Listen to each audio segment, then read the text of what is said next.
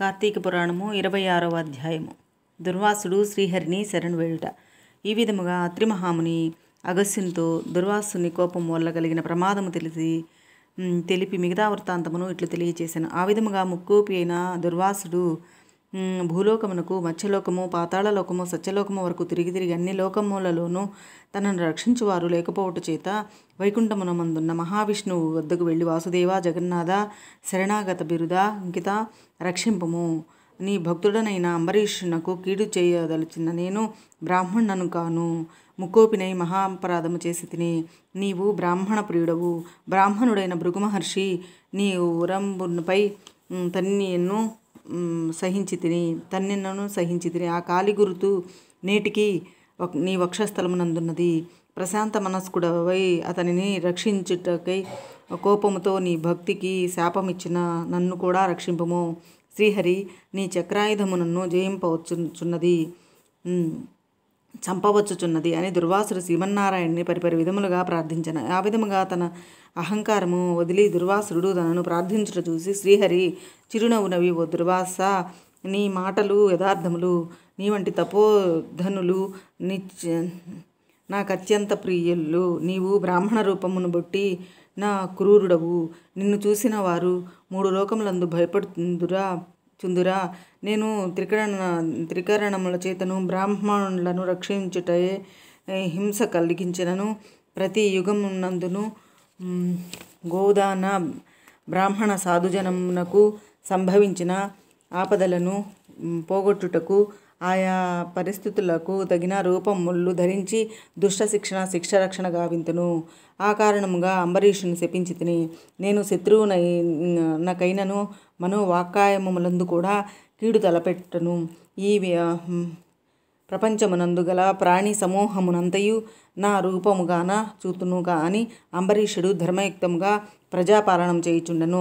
అటువంటి నా భక్తుని నీవు అనేక విధములుగా దూషించి తివి. నీ ఎద్దన్ పాదముతో తిని శపించితి. అతని ఇంటికి నీవు అతిథివై నేను వేళకు రాని ఎడల 12 గడియలు దాటకుండుడా భుజింపమని ఆ అంబరీషుని చెప్పవైతివి. అతడు వ్రతభంగమునకు భయపడి నీ రాకకై చూసి జలపానము మాత్రమే చేశాను. అందువలన అతడు అపరాధము ఏమి చేశాను? చాతుర్వర్ణముల వారికి భోజన నిషిద్ధింపలంద కూడా జలపానము దాహశాంతికిని పవిత్రతను చేయగలిగినది కదా. జలపానమనరించినంత మాత్రమున నా భక్తుని దూషించి శపించితివి. అతడు వ్రతభంగమునకు భయపడి జలపానము చేసినాడు గాన నిన్ను అవమానించుటకు చేయలేదే. నీవు మండిపడుచు నన్ను బ్రతిమాలి నిన్ను శాంతింపజూచెను. నిన్ను ఎంత బ్రతిమాలినను నీవు శాంతింపనందున నన్ను శరణు వేడెను. నేనప్పుడు నా తన రాజు హృదయమున ప్రవేశించి నీ శాపమును 10 జన్మలుగా అనుభవింతునని పలికిన వాడిని నేనే. నీ వలన భయముచే నన్ను శరణు వేడుచుండెను. కానీ తన దేహము తాను తెలుసుకునే స్థితిలో లేడు. నీ శాపమును అతడు వినలేదు. అంబరీషుడు నా భక్తి కోటిలో శ్రేష్ఠుడు, నిరపరాధి, దయాశాలి, ధర్మతత్పరుడు. అటువంటి వానిని అకారణముగా శంకించి తిని. అతనిని నిష్కారణముగా శపించి తిని. విచారింపవలదు. నా శాపమును లోకోపకారమునకై నేనే అనుభవింతును. ఆ శాపమును అనిన నీ శాపములోనిది మొదటి జన్మ మత్స్య జన్మ. నేను కల్పమున్న మనువును రక్షించు నిమిత్తము సోమకుడనను రాక్షసుని చంపుటకు మత్స్యరూపమెత్తుదును. మరికొంత కాలమునకు దేవదానవులు క్షీరసాగరమును మదించుట వలన మదన పర్వతమును కవ్వముగా చేయబడును. ఆ పర్వతము నీటిలో మునుగకుండా కూర్మారూపమున నా వీపును మోయుదునని వరాహ జన్మమెత్తి హిరణ్యాక్షుని వధింతును. నరసింహం జన్మమెత్తి హిరణ్యకశిపుడిని చంపి ప్రహ్లాదుని రక్షింతును. బలిచే స్వర్గము నుండి పారద్రోలబడిన ఇంద్రునకు తిరిగి స్వర్గమును అప్పజించుటకు వామన రూపమెత్తి బలిచక్రవర్తిని పాతాళమునకు తొక్కివేతును.